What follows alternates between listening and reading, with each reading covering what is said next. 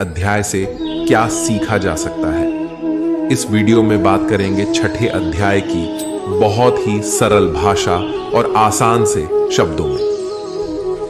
श्रीमद् भगवत गीता के 5वें अध्याय में हमने जाना कि भगवत प्राप्ति के लिए सर्वोत्तम मार्ग कौन सा है, अपने लक्ष्य को कैसे प्राप्त किया जाता है और किस तरह से हमारा शरीर हमको आलस में बांधने की कोशिश करता है।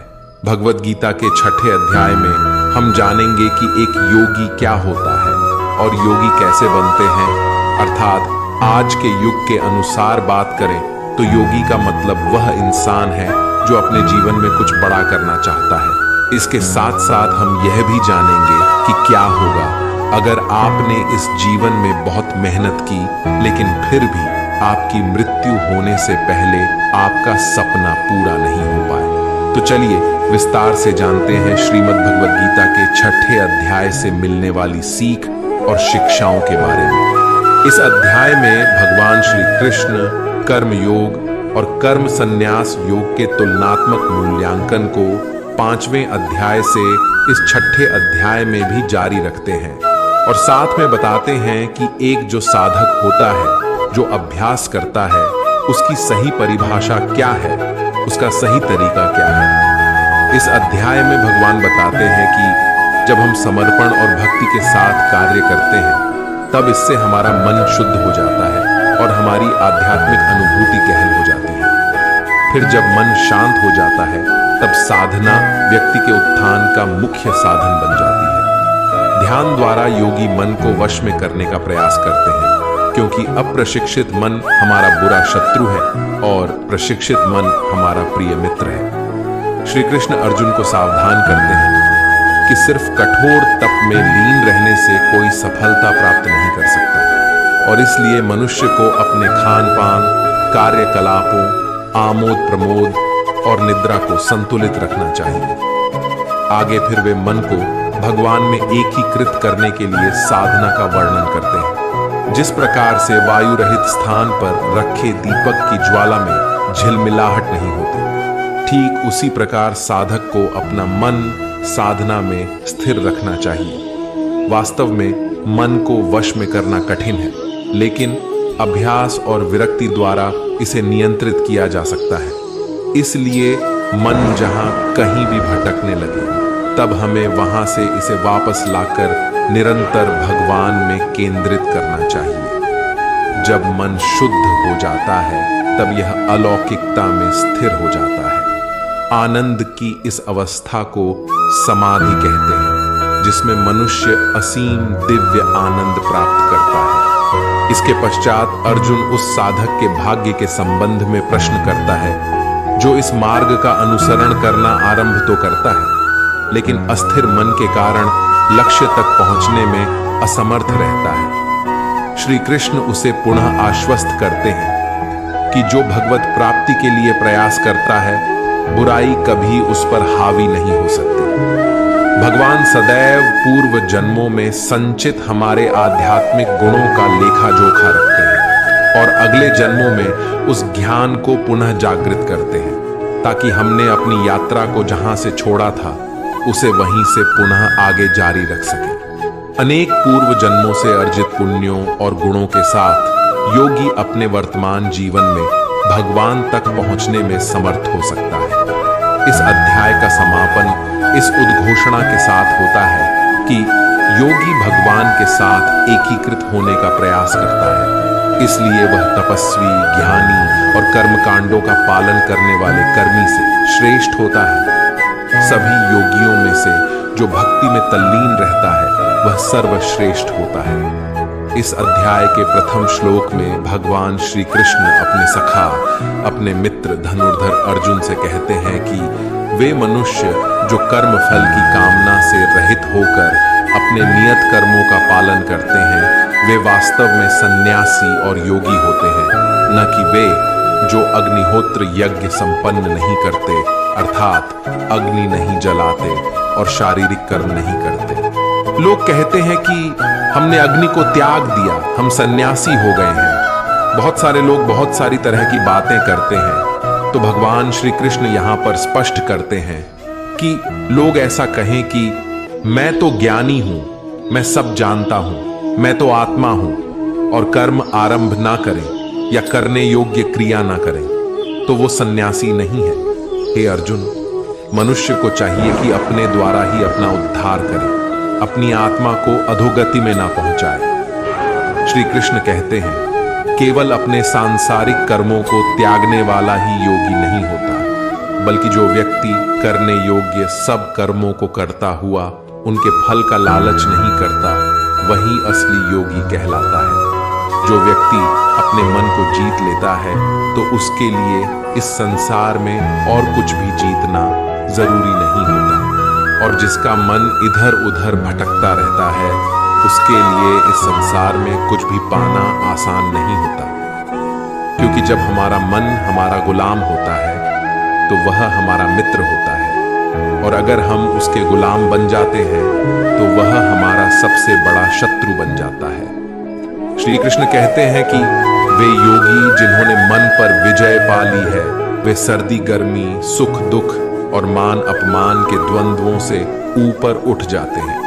ऐसे योगी शांत रहते हैं और भगवान की भक्ति के प्रति उनकी श्रद्धा अटल होती है। वे योगी जो ज्ञान और विवेक से संतुष्ट होते हैं और जो इंद्रियों पर विजय पा लेते हैं, वे सभी परिस्थितियों में अविचलित रहते हैं। वे धूल, पत्थर और सोने को एक समान देखते हैं। योगी पुरुष शुभ चिंतकों, मित्रों, शत्रुओं, पुण्यात्माओं और पापियों को निष्पक्ष होकर समान भाव से देखते हैं। इस प्रकार जो योगी मित्र, सहयोगी, शत्रु को समदृष्टि से देखते हैं और शत्रुओं एवं सगे संबंधियों के प्रति तटस्थ रहते हैं तथा पुण्यात्माओं और पापियों के बीच निष्पक्ष रहते हैं, वे मनुष्यों के मध्य विशिष्ट माने जाते हैं।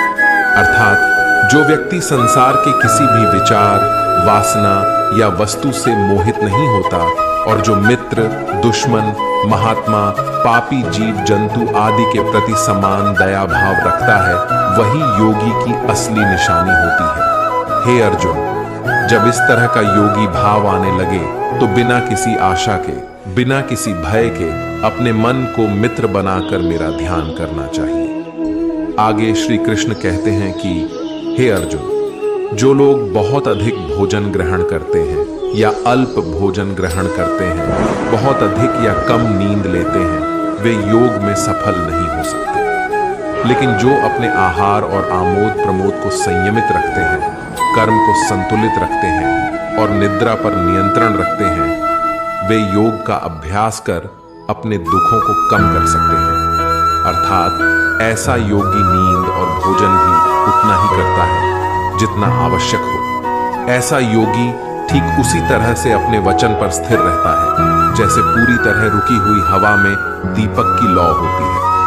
जब जब भी उसका मन भटके तब तब उसको उस इच्छा को वश में करके फिर से मन को केंद्रित करना चाहिए। और इस प्रकार जब योगी संपूर्ण ज्ञान की अवस्था में आ जाता है तो बड़े से बड़ा दुख भी उसको उसके स्थान से नीचे नहीं गिरा सकता। सच्चा योगी अपनी चेतना को भगवान के साथ एकीकृत कर समान दृष्टि से सभी जीवों में भगवान और भगवान को सभी जीवों में देखता है। वे जो मुझे सर्वत्र और प्रत्येक वस्तु में देखते हैं, मैं उनके लिए कभी अदृश्य नहीं होता और वे मेरे लिए अदृश्य नहीं होते।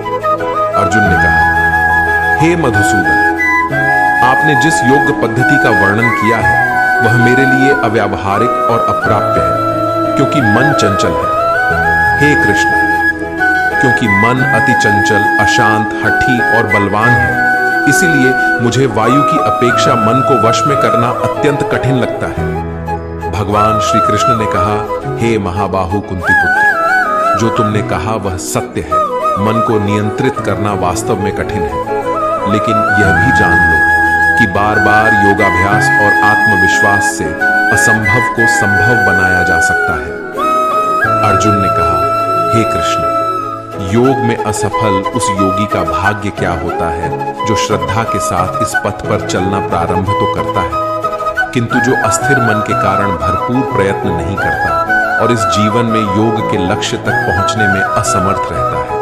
अर्थात अर्जुन पूछते हैं कि हे कृष्ण, अगर कोई योगी इस तरह से ध्यान केंद्रित करके योग करे, लेकिन अगर अंतिम समय में किसी कारणवश उसका मन भागने लगे, तो क्या उसकी पूरी मेहनत शून्य हो जाएगी?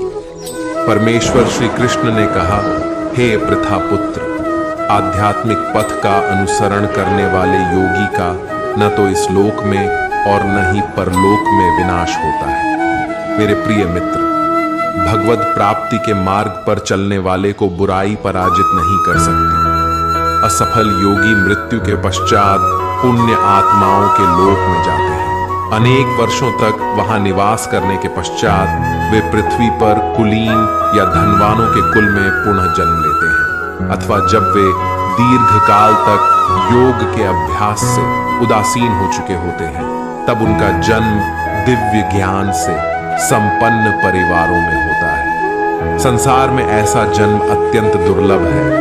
अर्थात श्री कृष्ण ने कहा, नहीं अर्जुन, निरंतर परमात्मा की तरफ बढ़ना हर आत्मा का अधिकार है। अगर किसी कारणवश वह योगी आत्मयोग की राह से विचलित हो भी जाता है, तो भी उस योगी को पुण्य पुरुषों के लोक में कई वर्ष सुख और आनंद मिल जाता है, और वहां पर वह ध्यान भ्रष्ट योगी भी सुखमय समय बिताकर फिर से किसी पुण्य आत्मा के परिवार में जन्म ले लेता है, और इस तरह से उस आत्मा की यात्रा वहीं से शुरू हो जाती है जहां पर उसने पिछले जन्म में समाप्त की थी। और इस प्रकार से उसे एक नया रूप, नया जीवन परमात्मा से मिलन के प्रयत्न के लिए फिर से मिल जाता है।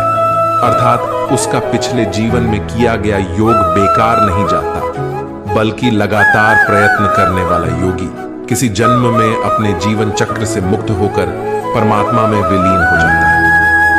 एक योगी तपस्वी से, ज्ञानी से और सकाम कर्मी से भी श्रेष्ठ होता है। अतः हे अर्जुन, तुम सभी प्रकार से योगी बनो। सभी योगियों में से जिनका मन सदैव मुझ में तल्लीन रहता है और जो अगाध श्रद्धा से मेरी भक्ति में लीन रहते हैं, उन्हें मैं सर्वश्रेष्ठ मानता हूं।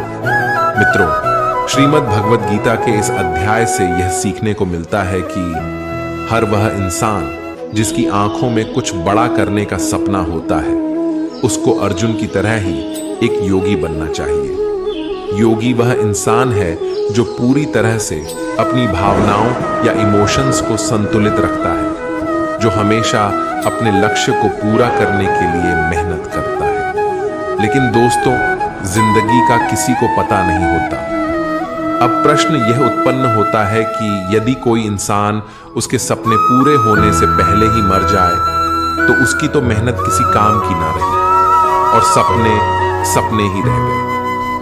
परंतु यहां पर एक बहुत ही सीक्रेट बात भगवान श्री कृष्ण ने इस अध्याय में ये बताई है कि अगर आप मेहनत कर रहे हो और आपने बहुत अनुभव प्राप्त कर लिया है, बहुत नॉलेज हासिल कर ली है, लेकिन फिर भी आपको मंजिल नहीं मिली और किसी कारण की वजह से परमात्मा ना करे ऐसा हो, पर आपकी मृत्यु हो जाती है या अपने सपनों के लिए मेहनत करते करते बूढ़े होकर मर जाते हैं, तो इस परिस्थिति में चाहे आपको जीते जी फल मिले या ना मिले, लेकिन मरने के बाद में आपको स्वर्ग में अपने कर्मों के अनुसार पूरा सुख मिलेगा। और जब आपके अच्छे कर्मों का बैलेंस खत्म हो जाएगा, तो आप फिर से धरती पर जन्म लेकर आओगे और अपने पिछले जन्म के पुण्य कर्मों के आधार पर आप ऐसे वातावरण या घर में जन्म लेंगे जिसमें आपको पिछले जन्म के ज्ञान वाला बौद्धिक स्तर स्वतः ही मिल जाएगा और आपको उसके आगे की मेहनत करने के लिए फिर से एक पूरी नई जिंदगी मिल जाएगी। इस प्रकार ऐसा व्यक्ति और अधिक परिश्रम करके अपने परम लक्ष्य को प्राप्त कर मोक्ष को प्राप्त करता है। मित्रों, मैं आशा करता हूं कि आपने इस वीडियो से बहुत कुछ सीखा होगा। वीडियो को लाइक और शेयर करके कमेंट में जय श्री राधे कृष्ण लिखना ना भूलें और ऐसे ही ज्ञानवर्धक वीडियोस पाने के लिए हमारे चैनल को सब्सक्राइब करके घंटी जरूर बजा दें। भगवान श्री कृष्ण आपको हमेशा प्रसन्न रखें। जय श्री राधे कृष्ण। राधे राधे।